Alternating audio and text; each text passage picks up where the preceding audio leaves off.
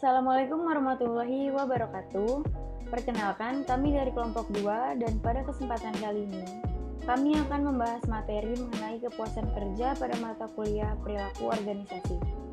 Sebelum masuk ke pembahasannya, saya ingin menyebutkan anggota dari kelompok 2, yaitu yang pertama ada saya sendiri, yaitu Dinda Tiara, ada Fabiandra Aldre Raffarelli, Hasna Duyanti, Elizadia Ambarwati, Aulia Indah Mutiara, Dania Triutami, dan Dea Wahyuni.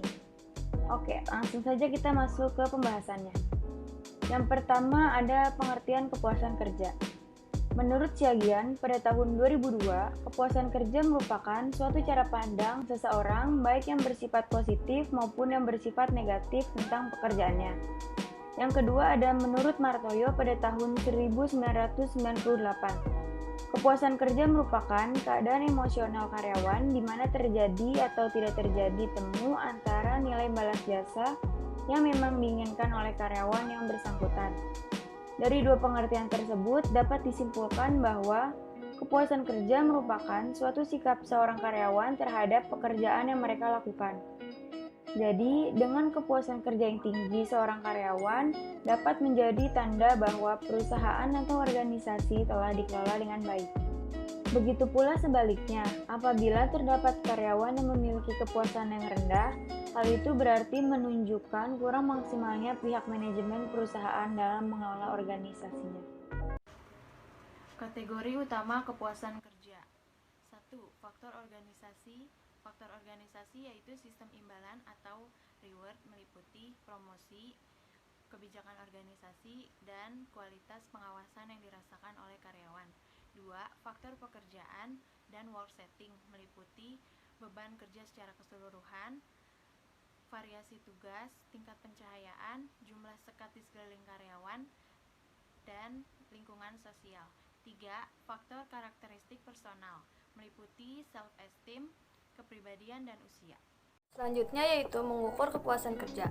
Yang pertama, kedisiplinan. Kedisiplinan merupakan suatu keharusan dan perlu dimiliki oleh setiap karyawan dalam bekerja.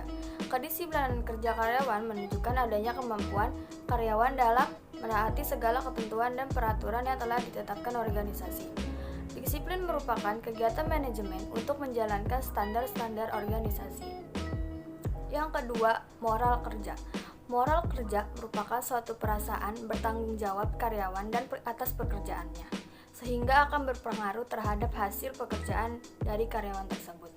Karyawan yang memiliki moral kerja rendah cenderung memiliki hasil pekerjaan yang kurang maksimal.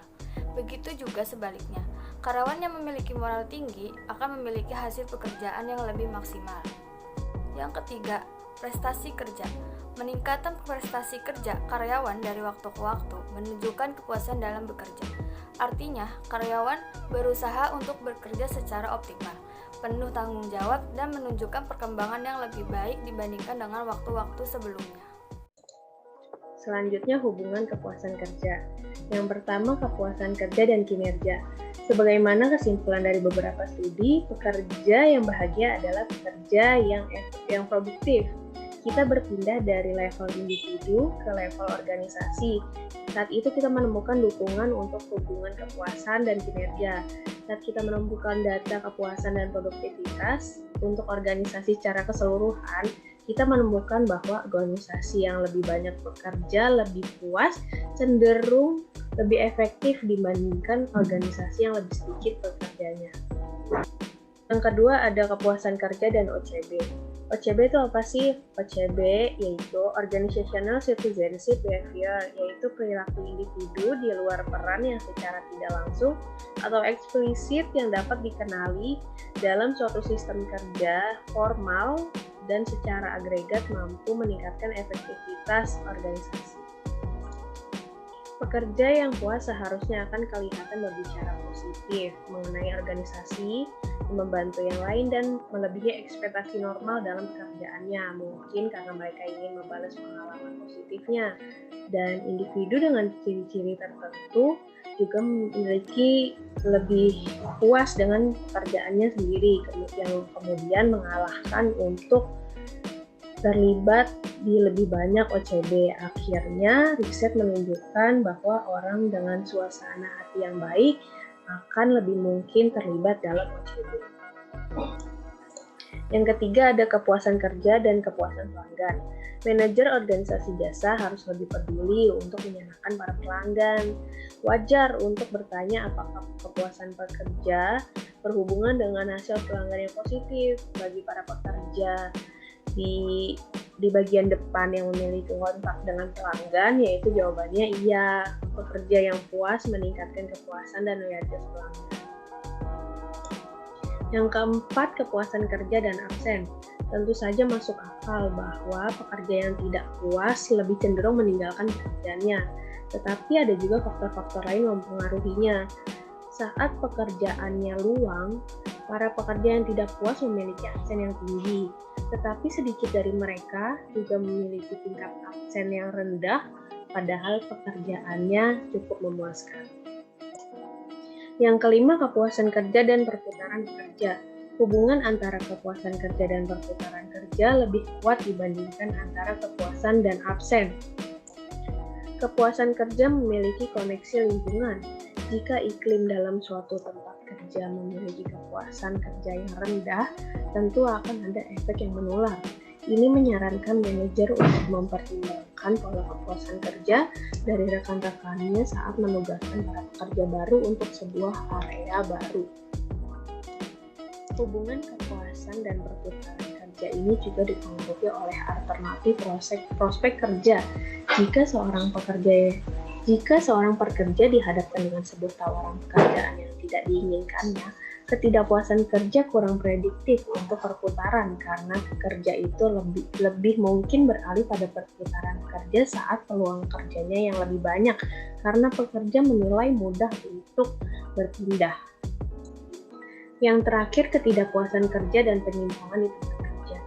Ketidakpuasan kerja dan hubungan antagonis dengan rekan kerja dapat memprediksi beragam perilaku yang tidak diinginkan dalam suatu organisasi, termasuk penyalahgunaan zat terlarang, mencuri di tempat kerja, sosialisasi yang kurang, dan keterlambatan. Jika para pekerja tidak menyukai lingkungan kerjanya, tentu mereka akan merespon meskipun tidak selalu mudah untuk meramalkan secara pasti bagaimana seorang pekerja yang mungkin akan keluar atau resign. Secara efektif untuk mengendalikan konsekuensi yang tidak diinginkan dari ketidakpuasan kerja tersebut, para pekerja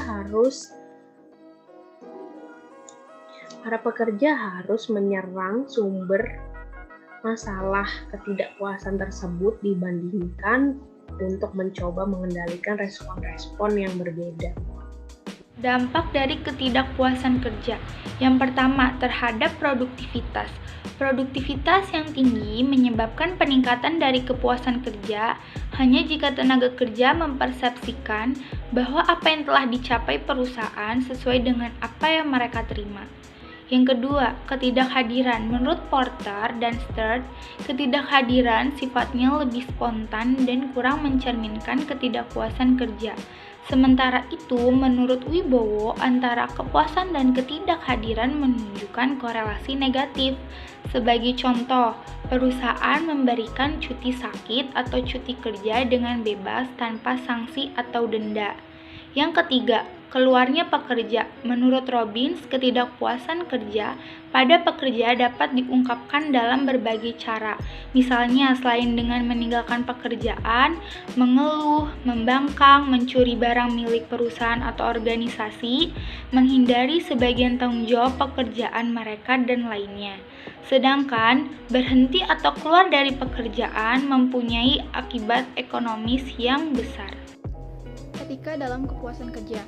Kepuasan kerja adalah lebih dari sekedar memperbaiki perilaku kerja dan kepuasan pelanggan. Kepuasan kerja juga merupakan masalah etika yang mempengaruhi reputasi organisasi dalam komunitas. Etika kerja menjadi perekat perilaku dalam kebersamaan suatu organisasi atau perusahaan. Para peneliti bersependapat bahwa kepuasan kerja merupakan suatu pernyataan tentang sikap yang dikemukakan oleh karyawan jika kepada mereka diajukan sejumlah pertanyaan yang antara lain berkaitan dengan gaji, promosi, rekan kerja, kondisi kerja, dan survei yang diterimanya. Hasil penelitian yang dijadikan acuan dalam penelitian ini adalah yang pertama, Dewi 2013. Ia meneliti pengaruh gaya kepemimpinan dan modifikasi kerja terhadap kepuasan kerja karyawan pada Bank Syariah Mandiri cabang BSD.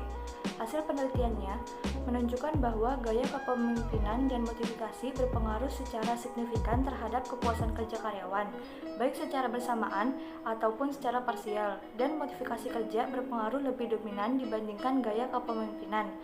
Yang kedua, Gayatri 2011.